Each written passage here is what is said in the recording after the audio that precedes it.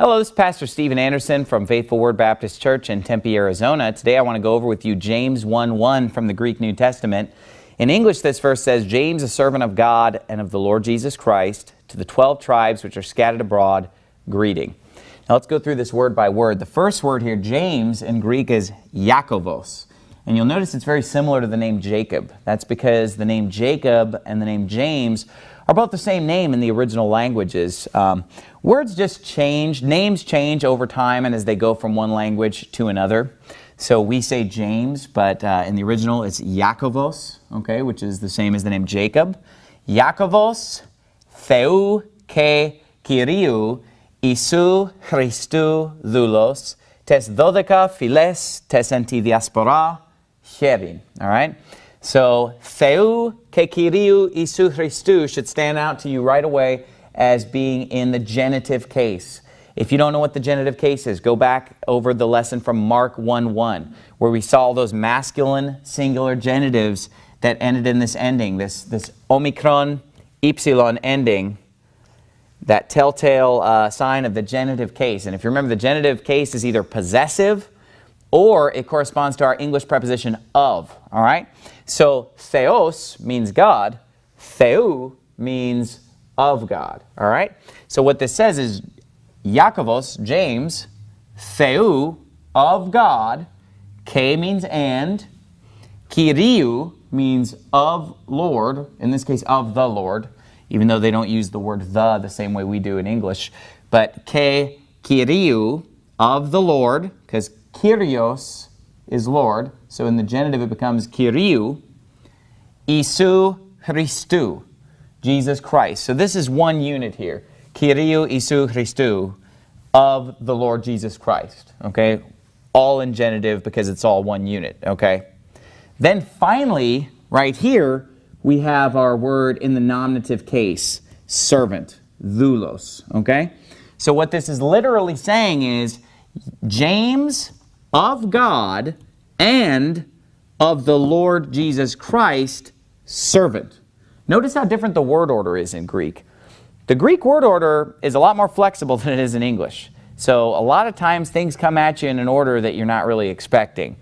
We, of course, in English say, James, a servant of God and of the Lord Jesus Christ. So notice this is moved around. But you can notice these os endings here, that masculine nominative case ending.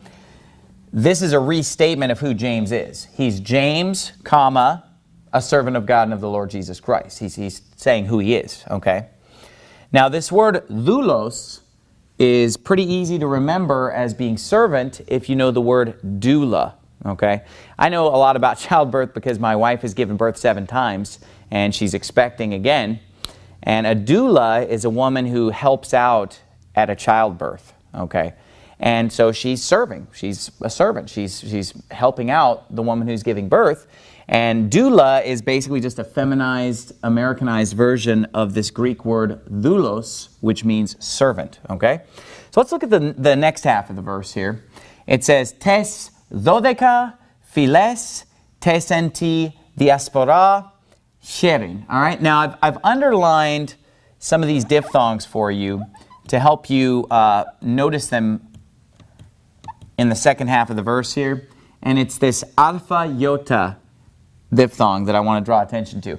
Now, when we went over the Greek alphabet in Lesson 2, we talked about how this alpha iota diphthong makes the same sound as epsilon, okay? So whenever you see alpha iota as a diphthong, and of course we're doing modern Greek pronunciation, you pronounce it like an epsilon, okay?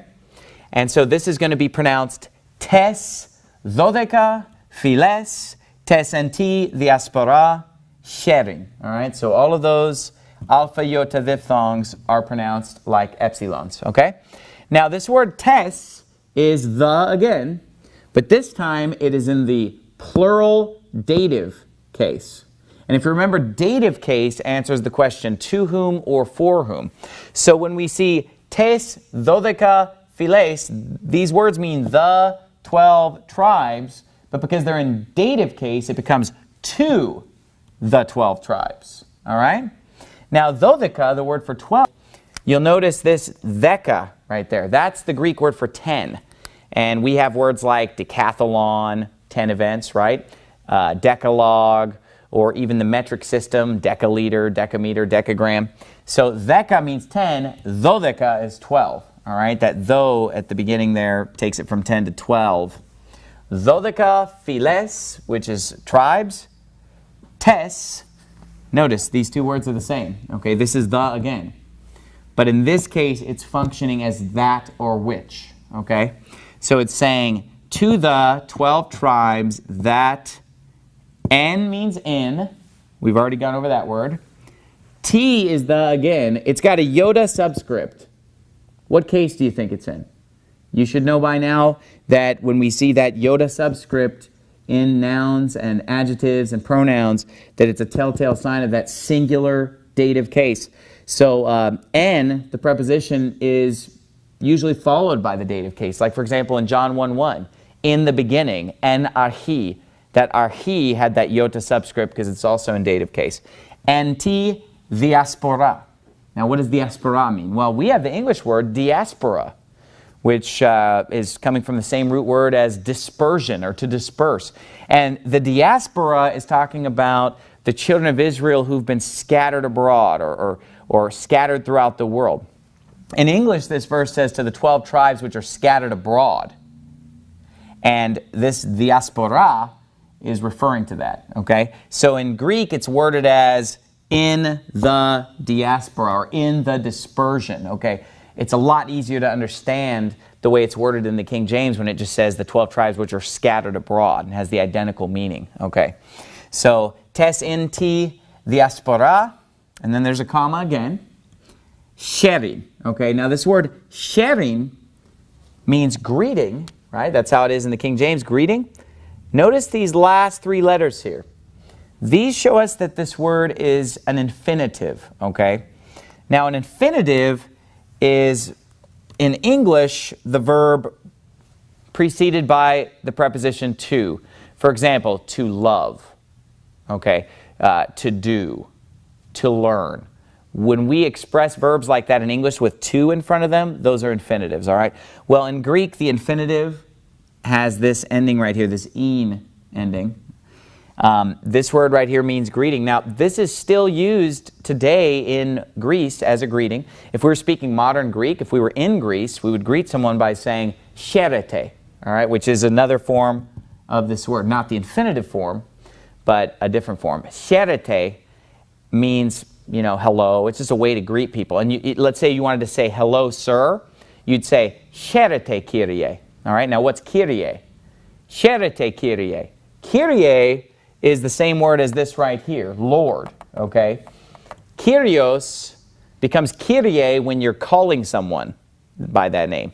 So when you say in Greece, Cherete Kyrie, you're saying hello, sir, all right? Because the word for sir and the word Lord are the same word in Greek.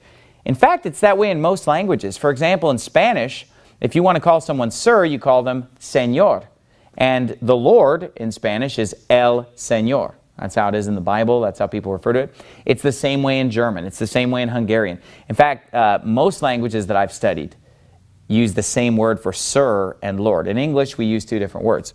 But in Greek, you would say to someone when you're greeting them, if they're a man, cherete Kyrie, all right? Hello, sir.